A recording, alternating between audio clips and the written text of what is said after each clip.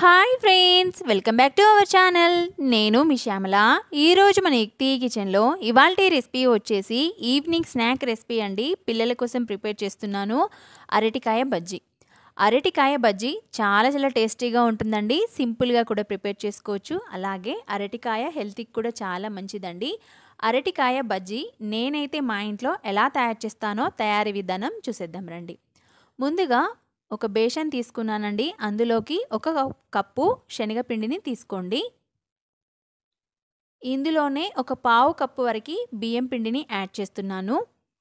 బియ్యం పిండిని యాడ్ చేసిన తర్వాత ఇందులోనే మీ స్పైసీనెస్కి తగ్గట్టుగా రెడ్ చిల్లీ పౌడర్ వేసుకోండి. నేనైతే ఒక 1 టేబుల్ స్పూన్ యాడ్ చేశాను.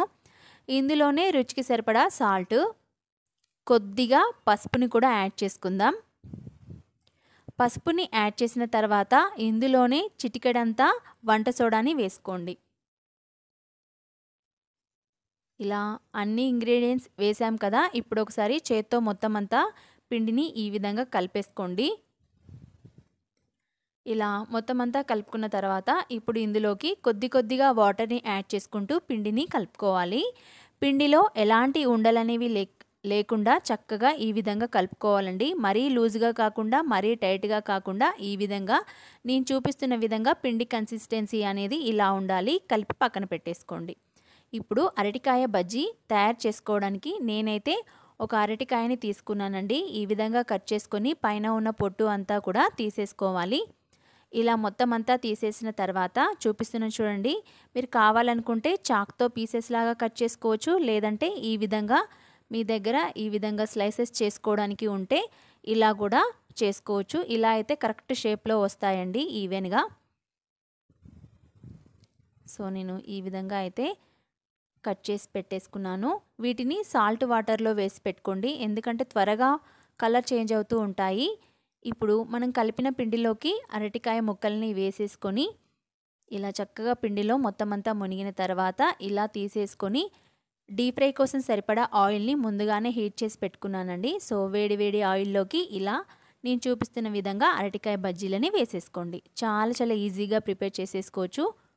చూస్తున్నారు కదా, ఈ విధంగా అరటికాయ ముక్కని ఇలా పిండిలో ముంచేసి ఆయిల్లోకి వేసేసుకోవడమే.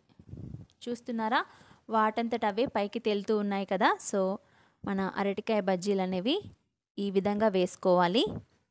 ఇలా వేసుకున్న బజ్జీలని ఒక 2-3 నిమిషాల పాటు అటు ఇటు తిప్పుతూ కాస్త కలర్ చేంజ్ అయ్యేంత వరకు కూడా చక్కగా ఫ్రై చేసుకోవాలండి. లోపల అరటికాయ కూడా ఈవెన్గా కుక్ అయిపోతుంది. చూస్తున్నారు కదా, ఈ విధంగా కలర్ చేంజ్ అయ్యేంత వరకు ఫ్రై చేసేసుకున్న తర్వాత ఆయిల్లో నుంచి తీసేసుకొని ఒక ప్లేట్లోకి వేసేసుకోండి. చాలా టేస్టీగా ఉంటాయండి. సో ఇప్పుడు ఈ విధంగా ప్లేట్లోకి వేసేసుకోండి. నేను ఇక్కడ మరొక వాయి కూడా వేసి చూపిస్తున్నాను చూడండి. ఈ విధంగా అరటికాయ బజ్జీ వేసుకోవడానికి అరటికాయ ముక్కల్ని పిండిలో ఇలా డిప్ చేసేసుకొని ఈ విధంగా ఆయిల్లోకి వేసేసుకోవడమే. ఇలాగే మొత్తం అరటికాయ అంతా కూడా చేసేసుకోండి. చూస్తున్నారు కదా, బాండీలోకి సరిపడా బజ్జీలను వేసేసుకున్న తర్వాత రెండు వైపులా కూడా తిప్పుతూ చక్కగా ఆయిల్లో ఫ్రై చేసుకోవాలి. మీడియం ఫ్లేమ్లో ఒక 2-3 నిమిషాల పాటైనా చక్కగా ఫ్రై చేసుకోవాలండి. అప్పుడే మనకి లోపల అరటికాయ కూడా చక్కగా కుక్ అయిపోతుంది. చూస్తున్నారు కదా, 3 నిమిషాల తర్వాత మనకి బజ్జీలు అనేవి రెడీ అయిపోయాయి. ఆయిల్లో నుంచి తీసేసుకొని ఇందాక ప్లేట్లోకి వేసేసుకోండి. చూసారు కదండి, చాలా టేస్టీగా ఉంటాయి. మీరు కూడా ఒకసారి ట్రై చేసేసేయండి. నేనైతే మా పిల్లల కోసం అరటికాయ బజ్జీని ఈరోజైతే ప్రిపేర్ చేశానండి. ఈ వీడియో మీకు నచ్చింది అనుకుంటున్నాను. నచ్చితే కనుక ఒక లైక్ చేసి మీ ఫ్రెండ్స్కి రిలేటివ్స్కి షేర్ చేయడం అస్సలు మర్చిపోవద్దు. అలాగే అరటికాయ బజ్జీని మీరు కూడా మీ ఇంట్లో ట్రై చేసి మీకు ఎలా కుదిరాయో కామెంట్ సెక్షన్లో కామెంట్ చేయడం అస్సలు మర్చిపోవద్దు. మరొక రెసిపీతో మళ్ళీ కలుస్తానండి. Thank you for watching.